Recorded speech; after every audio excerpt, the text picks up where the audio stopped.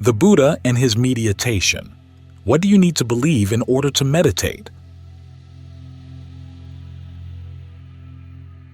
When I first went to stay with Ajaan Fuang, one of the questions I asked him was, "What do you need to believe in order to meditate?"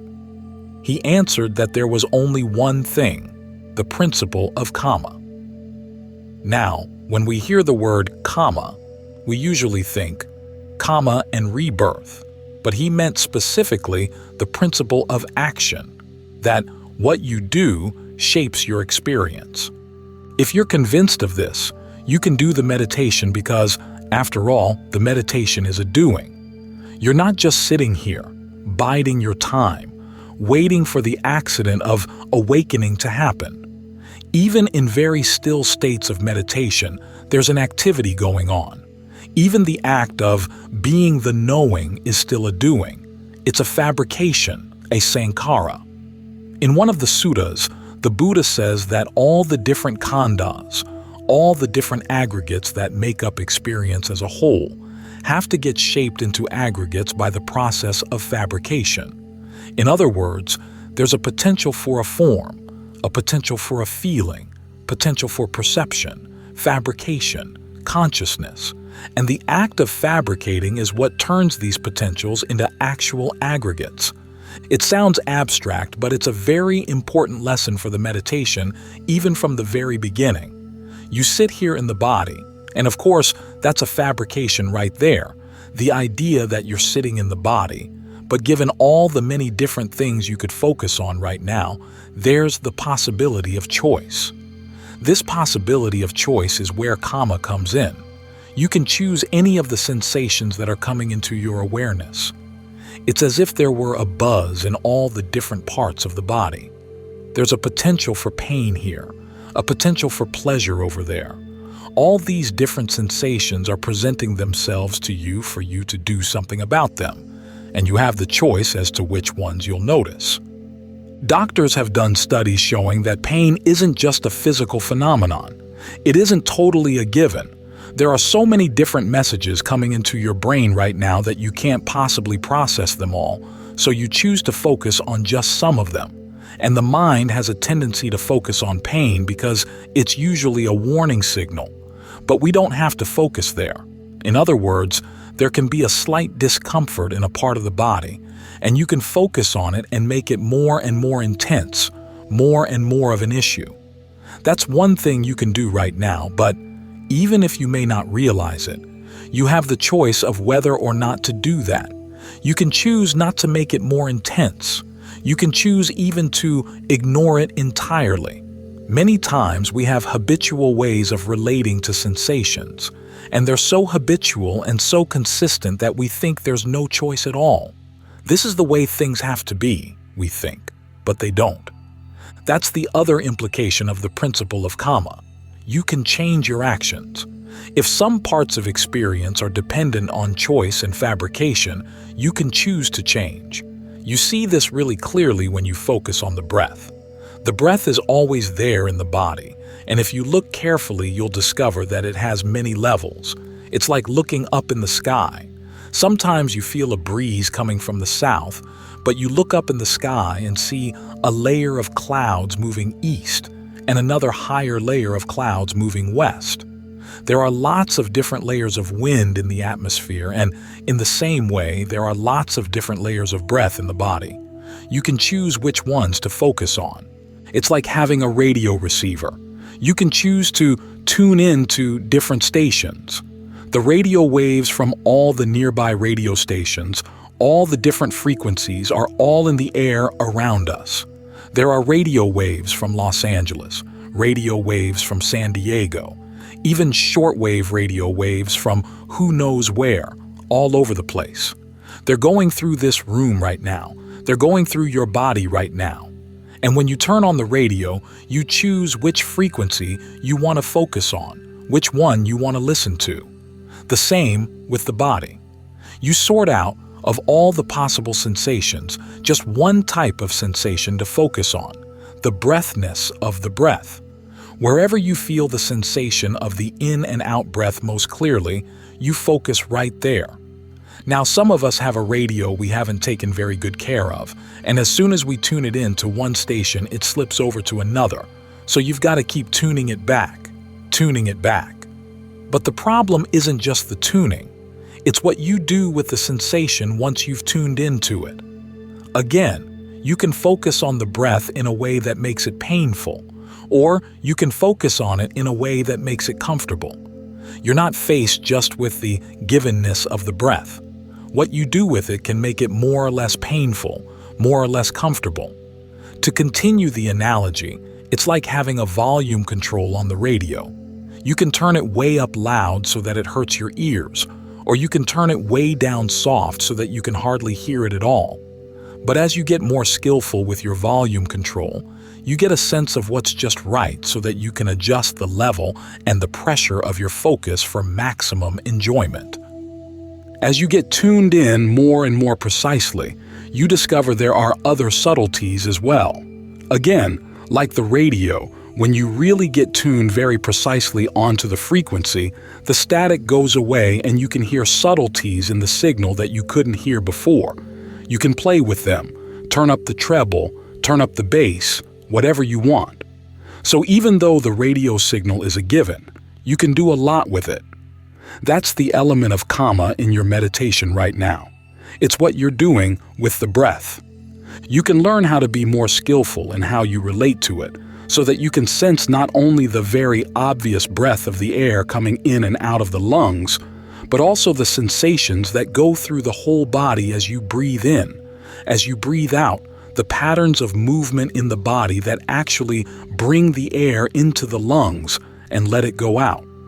There's a wave going through the body each time you breathe. As you become sensitive to it, you begin to sense where there's tension in the body and where there's not, where the subtle breath flows properly and where it doesn't. And again, it's not just a given. You can do things with that flow. You can improve the flow. If you notice tension in a certain part of the body, you relax it. And oftentimes doing this improves the breath flow not only at that one spot, but also in other parts of the body as well. You begin to have a sense of the body as a whole series of different interconnected energy patterns. A tightening up here may lead to a tightening up over there, and it all gets connected in a feeling of overall constriction, of bands of tension squeezing the body. Or you can loosen it up. That's your choice. You can relax this bit of tension here and find that it leads to an unraveling of tension over there. Or you might find that everything gets so loose that you drift off. This means that you've got to learn how to gain a sense of just right, so that you can stay with the sensation, keep your focus, and even if the radio signal begins to drift a little bit, you can follow it precisely and stay right with it. At this point, you can let go of the sensation of the in and out breath, the coarse breath, the obvious breath, and focus more on the subtle breath flow in the body. As you work through all the different parts of the body where it feels tense or blocked or sort of squeezed out, you let the breath sensations fill all those little nooks and crannies, and there comes a greater and greater sense of fullness, refreshment. That's what piti means. It's the drinking in of the good sensation. We normally translate piti as rapture, but it's also related to the word for drinking, pivati. You drink in this nice sensation. It feels full. It feels refreshing all the way through the body because you've opened up all the little cells in the body and allowed the breath to enter. When you get that sense of fullness, it's easier to relax. This may not be a pretty image, but the mind at this point is like a mosquito when it's finally hit a big vein in your body. It sticks its little proboscis in and just stays right there, bathed in bliss.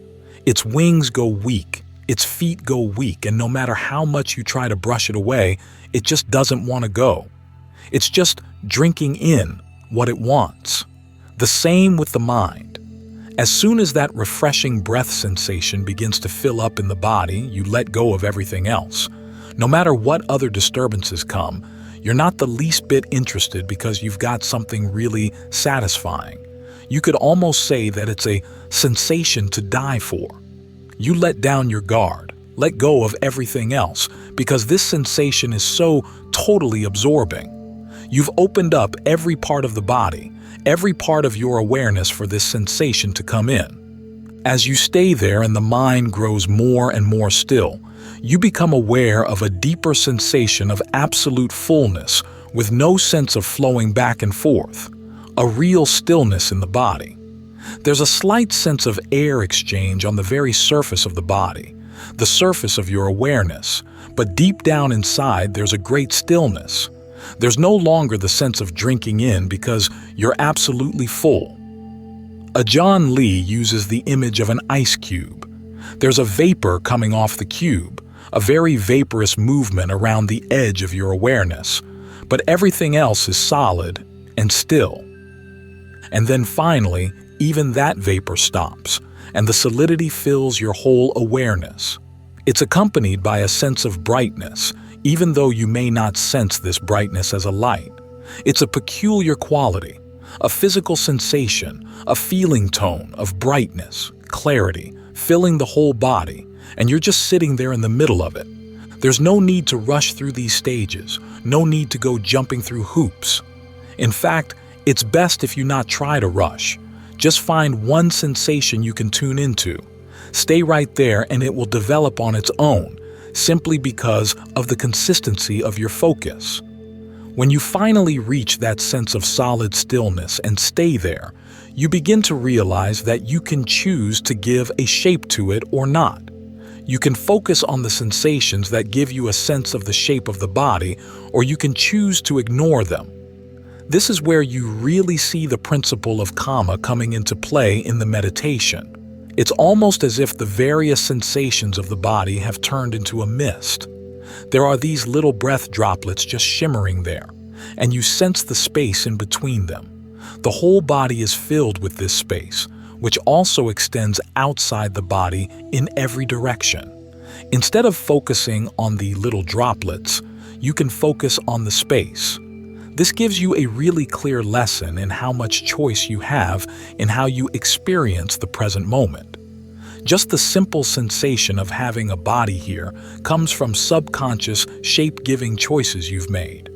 You realize there are lots of different sensations you can focus on, and there's a skill in how you choose your sensations, in how you magnify the ones you want, and how you just put aside the ones you don't. So even though this is just training in concentration, there's also a lot of discernment involved. As the Buddha once said, both tranquility and insight are required for getting good, strong states of absorption. And he never talked about insight without framing it in terms of kamma, in terms of the skillfulness of what you're doing. So this practice is what lays the groundwork so that when the time comes to consider issues of inconstancy, stress, and not self, you've got the proper context. You've created a good space inside, a good space in the present moment so that there's no hungry sense of having to grasp after this or grasp after that. When you've drunk your fill of the fullness and stillness, you're in a much better mood to consider things for what they actually are, so that when insight comes, it's not destabilizing. Without this solid foundation, thinking about inconstancy, stress, or not self can get really disorienting. But when you start thinking about these issues in the context of what you're doing in the meditation, they make it even more stabilizing. This is where concentration, tranquility, insight, and discernment all come together in a healthy and balanced way.